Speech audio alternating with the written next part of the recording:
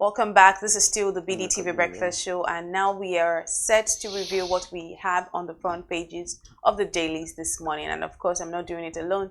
I'm joined in the studio by Mohammed Akoji, our very own in-house analyst. It's very good to have you here today. Good morning, Elizabeth. How you doing? Hope you had a good night. Thank you. Thank you. How are you? Oh, very well. It's been good, and I'm sure you've heard what has happened over the night. The Indian-Pakistan war is actually hitting a war level now. Remember the event that happened on the 22nd of April, where about 26 Indians, there was like a terrorist attack in the Kashmir administered border between India and Pakistan. And India threatened that they are going to retaliate, and their retaliation started this morning. The people to attack important sites in Pakistan. I mean, these are very close neighbors anyway. Very, very close neighbors. I remember they were separated in 1948. So it was really shocking waking up this morning and then seeing the whole of, the major media houses being awash with the Indian attack on important sites in Pakistan and the Indian-Pakistani administered Kashmir. So there is this Kashmir region that separates the Indian and Pakistan. Part of it is administered by India, and part is administered by Pakistan. So I think they will be able to launch. But I remember these are two nuclear-armed nations, and so if it gets to the point where they actually be able to throw nuclear arms at, attack each other using nuclear arms, it's your guess is as good as mine was what could have happened. But I'm sure world powers, United Nations, even in fact Trump even reacted to say, there's actually hope. We are very hopeful that this will be able to end very soon. I do hope it ends soon because because we started launching attacks and India, Israel keeps since when my avalanche of issues around there. Keep seeing different things. But on the lighter notes, I not all of the things happening in India, Pakistan. I hope that very soon we see an end to them. Of course, hopefully. I do hope that. But on a lighter note, I'm still in the Met Gala. I'm still in the bubble of the Met Gala night on Monday. Great. So I'm still because I told you at the BTS, because I saw the red carpet and I saw some of the best dressed attendees on the show. So I did really watch the show itself. Maybe what I caught up with. I followed because every Monday, every first Monday of May is the Met Gala night. So it's beautiful. I was also looking out for me. It's just about celebrating fashion, celebrating excellence. It's organized by Vogue, right? So Vogue organized it. When you see all of these things, you see Nigerians making their first appearance. I'm really excited. I'm excited about the future of Nigeria's entertainment industry, our fashion industry, our music industry. I'm really excited because now we cannot be overlooked anymore. Our star made her first appearance. This is her first time at the Met Gala. Also, she was there as well at the Met Gala. Although her outfit was a little bit underwhelming, lots of people, she got some flack for her outfit. But it was designed by one of our best designers. But I don't know why somehow I think there was a miss. It was Ugo Moye that made the outfit. Then we had Thames was also there. Thames was there. No, I'm talking about the main Nigerian. So Thames was also there. Burna was there as well. They were the three Nigerians that actually made it this year. So hopefully next year we'll see more people. You probably should see.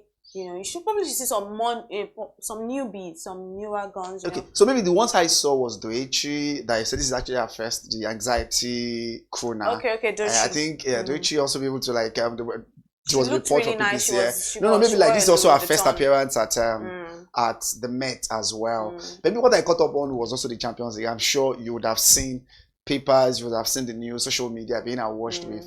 But that appears to actually be the best semi-final ever to have happened yesterday. Really? Oh my God, yes. It was actually a goal rush. People felt like it was like a basketball. So over 2 legs was we're talking about a 7-6 affair, not penalties. We're talking about a 3-3 in Spain and a 4-3 over there in Italy. And then it was just, high octane, high octane environment. We talk about the football match, hand to hand. You are able to see these are strong European superpowers really going at each other's jugular. But eventually, it was Inter that had the day. Though I wanted Barca to actually be able to go through. But my main team is playing today. So Arsenal is also playing the second semi-final today. So hopefully, we'll just be able to see maybe much of the same drama, but hopefully Arsenal will actually be able to progress. And hopefully my star boy will, definitely be able to shine. My star boy, right? That will be Saka now. Yeah, certainly. I know that will be the star boy of a lot of Nigerians actually be able to put a touch on him and then put that searchlight. I mean that searchlight. Not just Nigerians, it's just love. It's a really so we hope that at least because this is very important for us now. The season is really, really crashing down, and then they needed to be able to pick up the pieces. And I did see an interview that Mikel Arteta granted, last week, where he said, Arsenal has never lost on a Wednesday or something like that. Okay, I'll send it to you. And then people are like, dude, that's not what I'm saying. Don't bring all these things.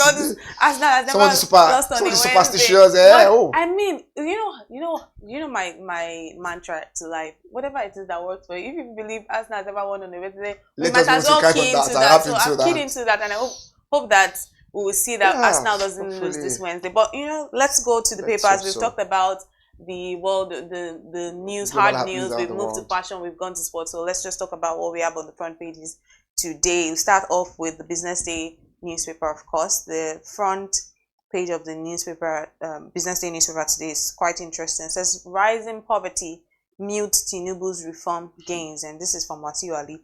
And it says Nestle, Bua, Nascon top most profitable FMCGs in Q1, and I think that's good news. Nestle has really stamped, or should I say, etched their feet. Yeah, in the FMCG, they've done really well, and it's also good to see Bua, Nascon as well.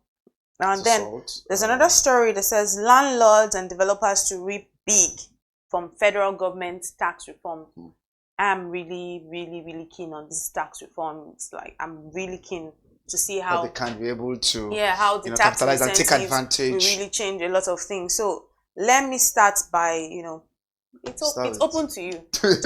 just take maybe we just want to take it from where we stop. And we see the tax reform bill definitely is actually likely going to be passed by the Senate today, and that's of maybe tomorrow. Remember, they resumed yesterday, and then there are clear indications that it may be passed. And this report here by Mr. Chuka is actually indicating the potential benefits that will trickle down to the landowners, the real estate in itself. So landlords, developers, and contractors. So because there are certain indications, one of the areas in that particular, in the provision of the tax law, is about company dividends and rentals. So the reform, these tax reform bills, in terms of dividends and rentals for companies, is that with certain limitations, dividends and rental income that is received by real estate investment company on behalf of shareholders, exactly the dividends, are to be tax exempt for the first time.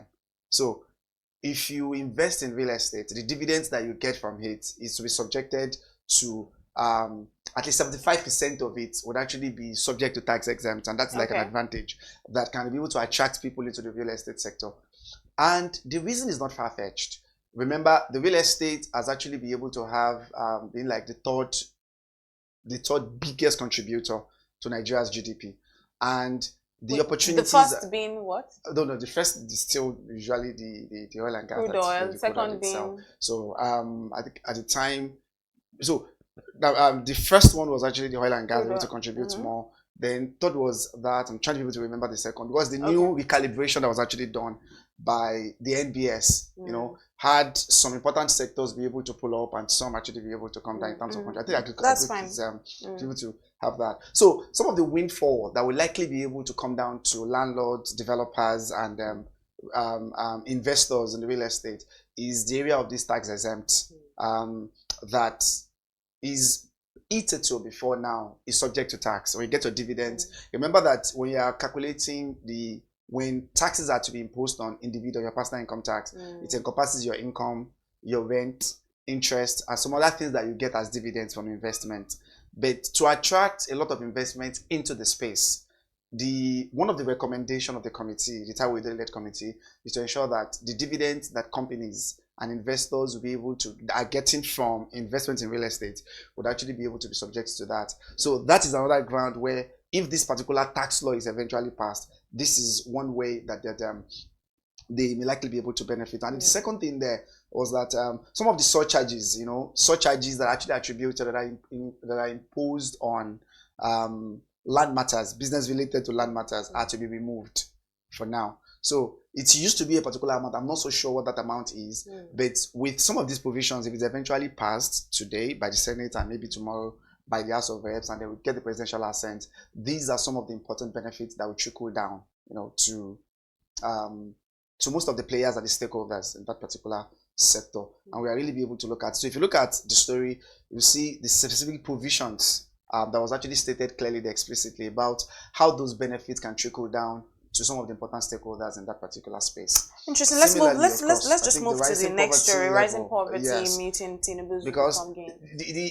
The back and forth. In fact, I would have been, if you listen to the Senate president yesterday, they resumed yesterday after the Salah and Easter break, and I remember they're supposed to resume on the 29th of April, but because of the May Day, was actually pushed to yesterday. And one of the things, for the first time, maybe I heard the Senate president made important remarks about the state of the nation, because he was able to allude to the fact that yes, there is serious suffering, poverty, and hunger in the land, despite some of the reforms that the administration, unification of the exchange rate, the removal of the subsidy, some of the important other subsidies that have actually been removed. But as much as the government is touting that these reforms are yielding results, right? The rising poverty level, and in fact, the rising poverty level and the way it kept increasing is putting paid to some of the possible gains that we are seeing from this reform. There were two stories that I think I was able to allow to on the TV on Monday. One of the former senior special advisor to the vice president, who just resigned, Akim Baba Ahmed, is from the north, was actually, doubling down about how this administration has impoverished Nigerians, and have actually been able to sideline the north. And then was able to make some economic argument to say that, we have actually been worse off. Nigerians now are worse off than they were maybe 4 years ago, maybe 10 years ago, and then we have some of the other APC stalwarts in person of Mr. Moka, who is the APC National Publicity Secretary. To actually be Felix Moka, thank you very much, Felix Moka, who was also on TV, to be able to, a chance of a rebuttal to say, no, the reforms, most important multilateral institutions, IMF, the World Bank, have actually been able to hail them that yes, this is the right direction for the nation to go, and that you cannot expect, these layers of reforms without having an initial pain. And the question we're asking him is because he was talking about, yes, these are the initial pains that comes with initial reforms that is trying to be able to move us from where we were to what we wanted to be. These we are saying now are the sort of initial pains that tend to be able to happen. But the question they asked him was, if you are properly sequence the arrangement of these reforms, maybe instead of actually be able to pull everything together and then bear them down on Nigerians, maybe the effect wouldn't have been so massive as we are saying it. But as I'm saying, some of these institutions, most of the important policymakers believe, yes, this is the right way to go. And you will see this brotherliness between central bank, we like call it that friendliness or that consensus between the central bank and Ministry of Finance, even at at Washington DC, the IMF and World Bank Spring meeting, to say that yes, and the way they are commended, that okay, there appears to actually be this uniformity, there's unison in terms of implementing and their policy, the fiscal policy and the monetary policy. But the question, and as you kept mentioning, is the poverty level kept rising every day. Nigerians are getting worse off, regardless of the metrics you wanted to be able to use. So some of those reform gains will likely be clouded by the rising poverty, the increasing hunger in the land. It certainly dampens the impact. Some of the gains that you can see that, yes, because to them now you say, yes, we are giving more money to the state government. We've been able to achieve our credit ratings in terms of credit monetary credit outlooks and other things. But when you look at it in relation, to the constant real sector effect, how it impacts on the bottom line, how it affects on the bottom of the pyramid, maybe we need to be able to check that again. And that's why I say I would like to be able to listen to what the Senate President said, to acknowledge that fact that yes, there is hunger, there is pain, there is really, really suffering in the land, and it's a bit aggravating every day. Yeah, it keeps rising every day, certainly. So it would definitely dampen some of those possible gains that we think Tinubu's reform gains. But let's move on from that story and talk about not to really talk about. I mean, it's quite explanatory. It's good to see Nestle, BUA, NASCON, top most profitable FMCGs at the first of Q1. Right. So we'll just look out to see which are we going to see some some wild cards here and there for next quarter, this quarter that we have right maybe now. some unexpected things. I mean, maybe because these are what the economic stability is what some of the supporters of the administration will be able to point to. That companies are making record profit, states are actually getting more money. Most of the states that have been indebted are now more solvent and more cash heavy and more revenue heavy to be able to settle that. So maybe we're able to look at that, but the Q1 reports are just coming out, and then we're seeing how key sectors, FMCGs, we're seeing the banks as well. I think I was looking at Access Bank Q1 unaudited report yesterday as well for Q1, and you see how well they did. You understand, from Q4 to where they are. So it appears that there is actually a kind of turning the corners in terms of companies recording profit and to some level, record level as well in terms of what they have. All right, let's move to the Punch newspaper this morning. The front page of the newspaper, the Punch newspaper this morning, is pretty simple, straight to the point. The biggest story: rising insecurity. Says NAS ex-generals demand urgent military rearmament. Senate moves to tackle killings as retired military chiefs and reps lament insurgents' use of sophisticated arms. That continues on page 2 of the Punch newspaper. And then upside of the Punch newspaper is talking about the defections. Everywhere we're seeing defections, left, right, center. It says Okowa denies 500 billion naira refund claim as Oborewori visits Tinubu. That is on page 28 of the Punch newspaper. And then on the downside, left-hand side of the Punch, it says Senate may pass tax bills today. Panel to oversee. So it's still a May thing. Panel to oversee IBAS. Jakba, United Kingdom considers tighter visa rules for Nigerians and Pakistans. Look at it's not a good look.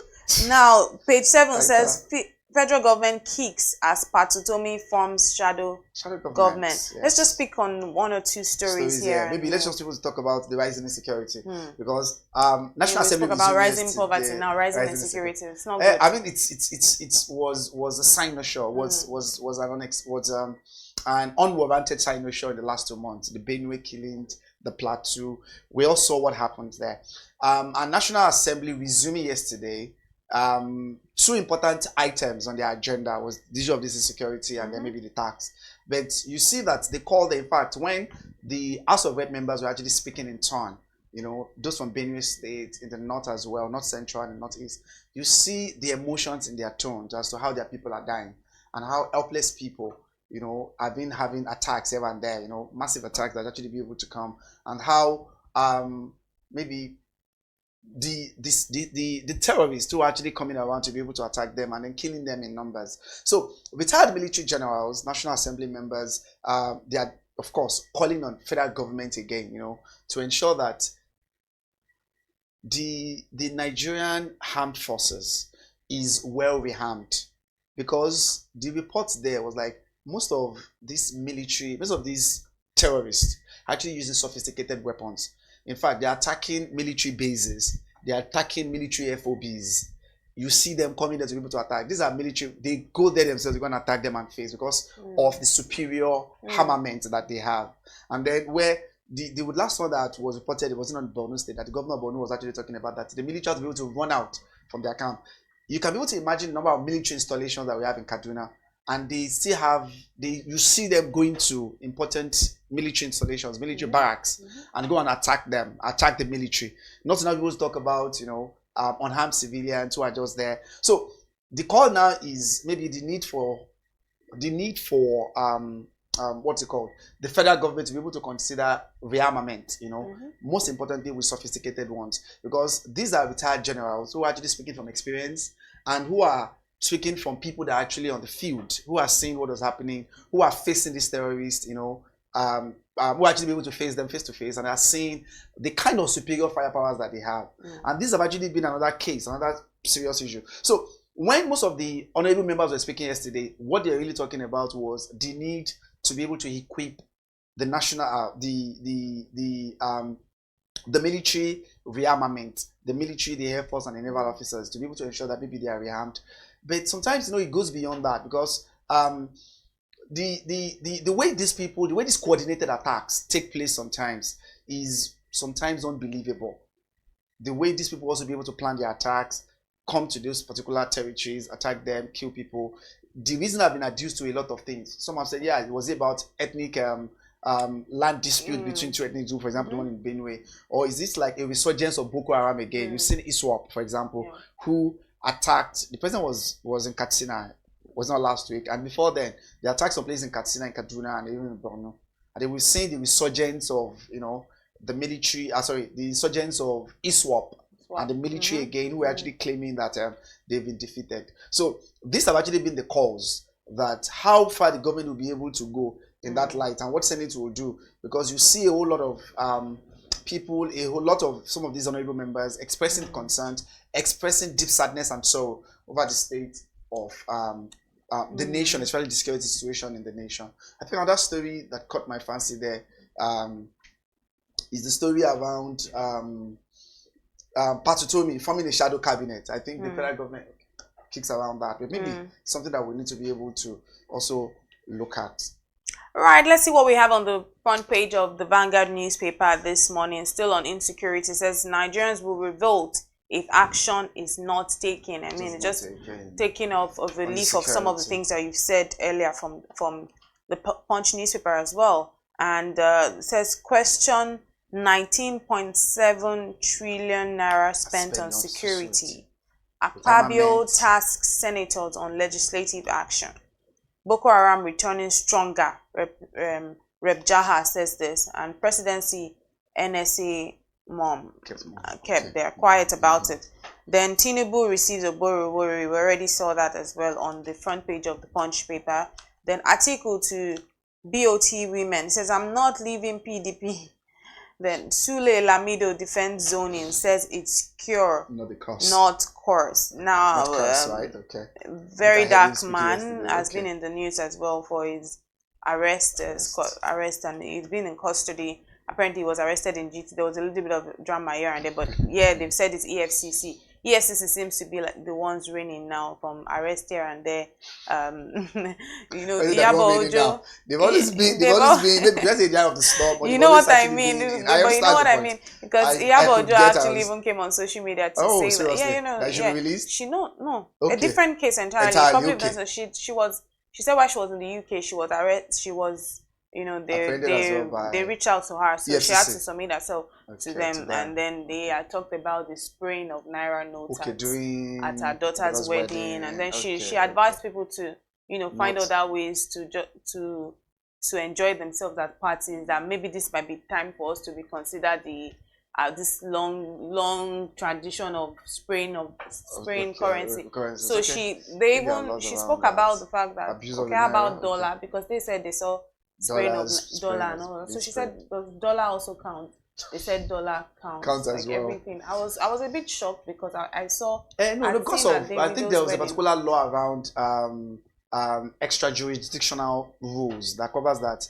You need to be able to give certain regards to currencies, even other nations' currencies that are actually in vogue in your country as well. The kind of respect you give to it, because the way it is actually, the joint, the multilateral agreement you have with nations is to ensure that the sovereignty of those nations, including their own national asset, there must be protected in your own. Yeah, just before we digress, so the news here on the front page of Vanguard says, VDM, that's very dark black man. For those who don't know, very dark black man says VDM not told why he's being detained, and this is according to his counsel. It says though granted bail, is still in custody. So it'll be interesting, because yesterday I'd seen that just caught wind of the fact that it's EFCC, but to read more on that story, I'll also need to read more to really understand in depthly what that story is saying. Because if it's saying he's not being told why he's being detained. And then Benue Assembly Desna says its leadership won't honor invitation. Pretty much all of the stories here are. So let me just chip in one thing there. The EFCC claim was financial malfeasance, that Though another story was a cyber stalking, but they were claiming they were report of financial malfeasance. People claiming that he extorted money from them. That was what EFCC released. Maybe he was not told in person, but if you look at EFCC on social media, on Twitter, on X, I mean formerly Twitter, was the fact that it was actually apprehended because of report of financial malfeasance, that was actually leveled against him by people. But the council is saying that's not being told why it's They got back yesterday from detained. UK. Was it? Because I've seen the EFCC news, but a very exciting one here says banks borrowings from CBN drops 97% to 380 billion. They're not looking at other inventive methods. So it's interesting. They're looking at other innovative ways, right? So what are the innovative ways they're looking at? Because I have not read the story, so I needed to be able to check through as well. Yeah, we should. Because for CBN is always the lender of last resort, so maybe they'll be able to devise other strategies, other methods to be able to get their whatever shortfalls that they have. So actually, for you to drop 97%. 97% is a lot. We're not even talking about a 50%. We're talking 97%. So only 3% of that come from the central bank. That is huge. That's where we'll bring it. We'll close the curtain today on the front pages review of the newspapers today. To grab a copy of these papers, you should grab a copy of BusinessDay newspaper, because that's where we have like a lot of in-depth analysis inside some of the things that you need to make more informed business decisions. But that's where we bring it to wraps today. Let's see what we have on the cartoon of the day this morning. That's the cartoon of the day. I always love to see the cartoon.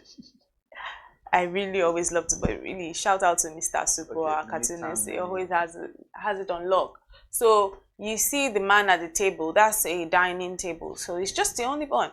So then they say, thou shalt prepare a table before me in the presence of my enemies. But now the meal he has there is GDP. That's the GDP. So he opened. So you can see that he literally opened the. You know when you open the plate and to see what's inside, and then you're like, you opened it, and then it says this GDP. Is what I'm going to eat, and it has its fork and knife. So it has a questioning look, like, what am I going to chop? So the menu says midterm menu, today's special, improved GDP in I can't see the last thing. So it says midterm menu, today's special, improved GDP, and something like that. Pure water sauce. Pure water sauce. What is it? Okay. So because you can really be able to see the surprised look on the face of the man. So I'm sure the man looks skinny and lean. So it's actually an indication of a Nigerian. Yeah. So if you're not just to be able to go back to what we're saying, the poverty level, poverty. Affecting all those gains. Saying that if you're able to look at where we are growing, we've actually been growing and using GDP as a metric, you understand, to be able to judge that growth. But look at a skinny man who is there and wanted to be able to eat, and we're looking at, is it GDP I'm going to improve GDP in pure water sauce? What is pure water sauce?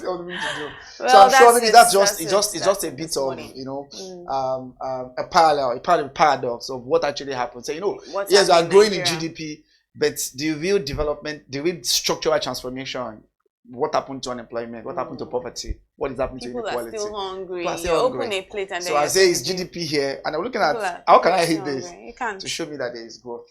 Thank you very much, Mohammed Akoji, for your time this morning. It's always really good speaking to you. And that's how we bring it to wraps this morning on the front paper review. Do stay with us for the big story.